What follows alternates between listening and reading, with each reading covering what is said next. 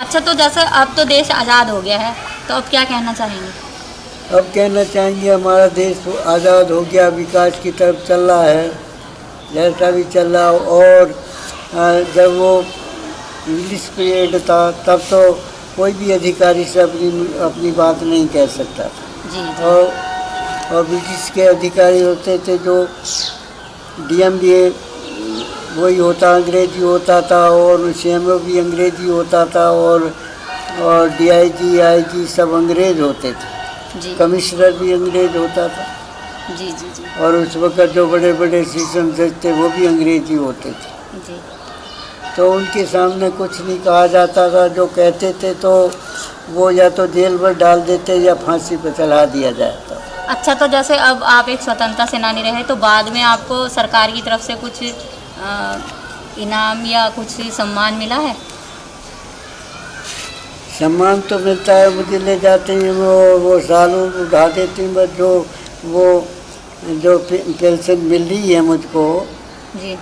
और मैंने सुना था कि उसमें 2013 में यहाँ पर जब उसकी सरकार थी, अखिलेश की सरकार नहीं थी, उसकी थी मनमोहन सिंह की। अच्छा अच्छा अच्छा। तो उसमें के 15 अगस्त को एक बजट पास हुआ था, रबी बजट हुआ है, इनके मोदी जो PM जी के उसमें किया है। ये आपका उसमें देख लेना चाहे अखबार में, मेरे पास पड़ा, मैं दिखा दूँ। और गृह मंत्री जो हैं वो अमित शाह जी, उन्होंने कहा कि कुछ न कुछ सबको मिलेगा। जी। मुझे तो अभी कुछ मिला नहीं। अच्छा, आपको आर्थिक सहायता नहीं मिली? मुझे अभी नहीं मिला कुछ नहीं मिला। और इतना मैंने सुना है कि मोदी जी ने भी सारी फाइल निकाली है मनमोहन सिंह की, ना उसका कुछ हुआ, और जब से ये सरकार बनी ना कोई पैसा बढ़ा। जी जी जी जी। तो देखिए दोस्तों, एक स्वतंत्रता सेनानी है, आयु काफ़ी है, शायद आपको बातों में इतना रस ना आया हो, लेकिन इनकी जुबानी आपने सुना कि कितनी यातनाएं सहकर स्वतंत्रता सेनानियों ने हमारी इस आज़ादी को प्राप्त किया है। हम आज आज़ाद हैं, जैसा चाहें वैसा रह सकते हैं, सह सकते हैं। आज तो हम, अगर हमें ज़रा सी भी असुविधा हो तो एकदम जो सरकारी कर्मचारी होते हैं उनके खिलाफ़ बोल सकते हैं। हमें स्वतंत्रता का पूरा अधिकार है। लेकिन पहले की बात जैसे इन्होंने बताई कि ज़रा सा भी अगर उनके खिलाफ़ बोलते थे या तो जेल में डाल दिया जाता था, और उसके बाद किस तरह की यातनाएँ दी जाती थी वो ये बता चुके हैं। यहाँ तक कि इनके पैर को काटने का भी बिल्कुल इंतज़ाम कर दिया गया था, लेकिन ईश्वर की कृपा से ये बच गए। पैर में भी गोली खाई। इस तरह से हमारे स्वतंत्रता जो सेनानी थे उन्होंने हमें आज़ादी दिलाई है। इसलिए हमें इस आज़ादी का मूल्य समझना चाहिए दोस्तों, और आज़ादी का गलत फ़ायदा भी नहीं उठाना चाहिए। जब 1938-37 में के उसमें हैदराबाद में निज़ाम ने वो मंदिरों में ताले घेरे थे। जी। तो उस वक़्त भी अंग्रेजी होता है, DMBA, वो भी जो जेलर होता है। जी जी। तो वहाँ जेल में हमको रखा गया, केवलानंद जी और सुखानंद जी, यहाँ देवानंद जी थी गंज में, जब मैं गंजी रहता था। जी जी। तो मुझे और सुखानंद जी दोनों को भेजा गया था। तो उससे दिल्ली से 10,000 आदमी गए थे वहाँ, जैसे भी ट्रेन में, जिसमें 100, 200, 500 ऐसे करके जैसे वो भेजते रहे। और निज़ाम की जेल भी भर गई थी। अच्छा। हमको एक मदरसे में रोका गया था, और वो उस वक़्त तो मैं जवान था ना, बुद्धि भी थी बढ़ती है। आज तो मैं वृद्ध हो गया हूँ, सारी बातें भूल भी रहा हूँ। और तो हम 2 महीने उसमें रहे, और मैंने उनसे कहा, जो साथी थे, मैं कभी कोई अधिकारी आए तो मेरी ज़रूर बात करा देना। अच्छा। उन्होंने मुझे, जब जेलर आए तो तब मुझे वहाँ पर उनके सामने ले गए। मैंने हाथ जोड़कर उनको कहा, सर नमस्कार।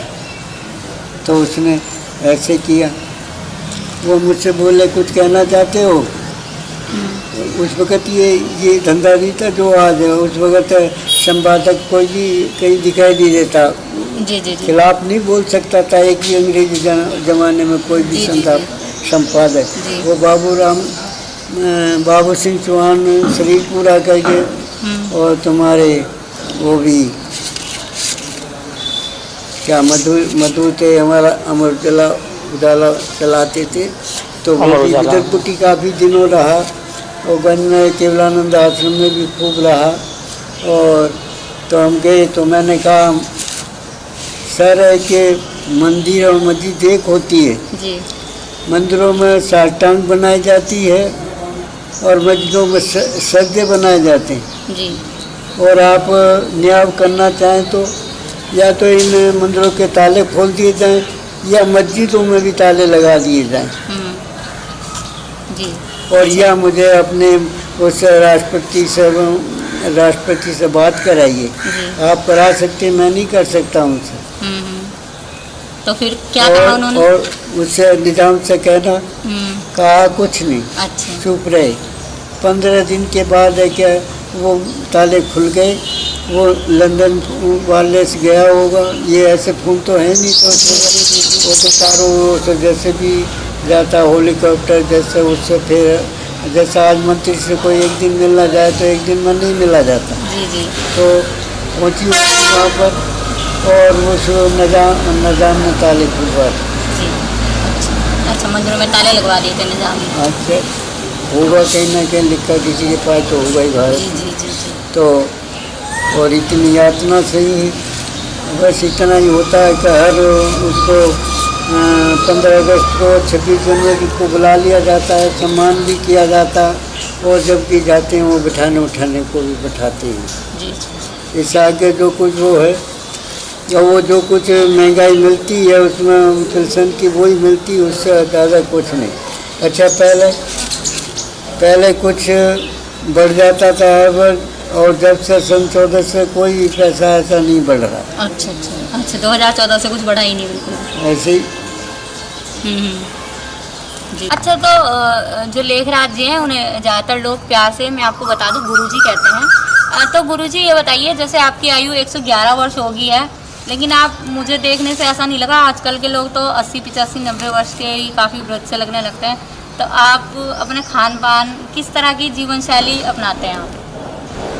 खान पान की शैली तो मेरी ये होती है कि सब्जियों का सूप और फलों का जूस आदि पीता हूँ। वैसे दांत भी कमज़ोर हो गया है, ऐसे कुछ लेता हूँ और अन्न पाता नहीं हूँ। कुट्टी या कुट्टू मंदवा ऐसी चीज़ें की एक मंडुकली एक रोटी लेता हूँ। जी। अच्छा, कुट्टू वगैरह की। तो आपको मैंने सुना है कि अन्न त्यागे हुए लगभग 40 वर्ष हो गए हैं। नहीं, 40 वर्ष नहीं, ज़्यादा हो गया है। अच्छा, ज़्यादा हो गए हैं। 1932 को लगा लो, जब से मैंने नहीं खाया। अच्छा, अन्न नहीं खाया आपने? नहीं। अच्छा, केवल आप फल। अभी तक ऐसे ही चला है बस। उस वक्त पहले तो दूध बहुत मिलता था, अंग्रेजी ज़माने में बड़े दूध मिलते थे। आज तो दूध वैसे देखने को भी नहीं मिलता। जी जी। तो दूध मट्ठा खूब मिलता था, उसको खूब पीता था। दूध में 600 किलो 500 कैलोरी होता है और फलों में भी अच्छी कैलोरी होती है। वनस्पति में 900 कैलोरी होती है।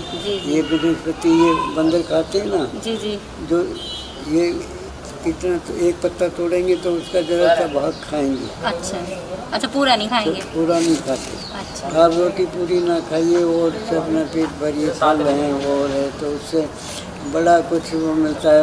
आयु भी बढ़ता है और स्वस्थ भी रहते हैं। और जब ज़्यादा खाते हैं, कहते हैं ना, घना खा के तो ज़्यादा पेट भर लेता, फिर श्वास आने की जगह नहीं रहता। अच्छा। तो वो वायु जो है वो इधर उधर शरीर में घूम जाता है। जब थोड़ा खाया जाता है आयु थोड़ा, तो वायु अपना सीमित रहती है, अपान वायु भी, प्राण वायु भी। तो ये सब कम खाने का ही कहते हैं ना, कम खाना कभी सदा अच्छा हो।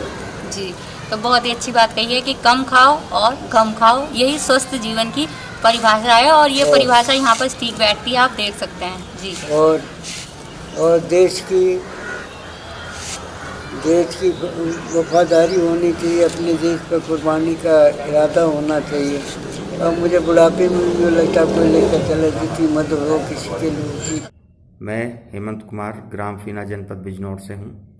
आज अपने जनपद के स्वतंत्रता संग्राम सेनानी श्री लेखराज सिंह जी के बारे में कुछ जानकारी दूंगा। भारत को आज़ाद हुए लगभग 74 साल व्यतीत हो गए हैं। इस अवधि के दौरान अधिकांश स्वतंत्रता संग्राम सेनानियों का निधन हो गया है। जनपद बिजनौर में मात्र 3 स्वतंत्रता संग्राम सेनानी जीवित हैं। श्री लेखराज सिंह जी इन्हीं 3 में से एक हैं। वे बिजनौर बैराज के पास आश्रम बनाकर सन्यासी रूप में जीवन व्यतीत कर रहे हैं। मुझे इनसे 2 बार साक्षात्कार करने का अवसर मिला है। इनके शरीर पर आंदोलन के दौरान पुलिस द्वारा किए गए लाठीचार्ज के निशान आज भी बने हुए हैं। आपने बिजनौर के अनेक बड़े आंदोलनों, धरना प्रदर्शनों और कार्यक्रमों में भाग लिया है। 16 अगस्त 1942 को नूरपुर थाना पर तिरंगा फहराने के लिए जो आंदोलनकारी गए थे, उनमें भी आप शामिल रहे हैं। श्री लेखराज सिंह जी ने किशोर अवस्था में आर्य समाज के माध्यम से संन्यास ग्रहण कर लिया था और तब से अब तक वह निरंतर इसका पालन कर रहे हैं। आप युवा अवस्था से ही भारतीय स्वतंत्रता संग्राम आंदोलन में शामिल होने लगे थे। स्वतंत्रता के बाद आपने आश्रम बनाकर सादगी भरा जीवन व्यतीत करना शुरू किया। आपके विचार बहुत ऊंचे हैं और समाज के लिए आदर्श हैं। आपको वह सम्मान नहीं मिल पाया, वह सुख सुविधाएं नहीं मिल पाईं जिसके लिए आप हकदार थे। हालांकि शासन प्रशासन और विभिन्न मंत्रियों द्वारा आपको समय समय पर सम्मानित किया गया है। अखबारों ने आपके बारे में अनेक लेख प्रकाशित किए हैं। वर्तमान पीढ़ी के पास एक अवसर है कि वो स्वतंत्रता संग्राम सेनानी के रूप में आपके दर्शन करें, आपसे मिलें, आपकी बात जानें। मैं आपके सुदीर्घ और मंगलमय जीवन की शुभकामनाएं प्रेषित करता हूं। अगर आपको हमारी ये वीडियो अच्छी लगी तो प्लीज़ इसे लाइक कीजिए, सब्सक्राइब कीजिए हमारे चैनल बिजनौर वाइन्स को और ज़्यादा से ज़्यादा शेयर कीजिए। नमस्कार, धन्यवाद।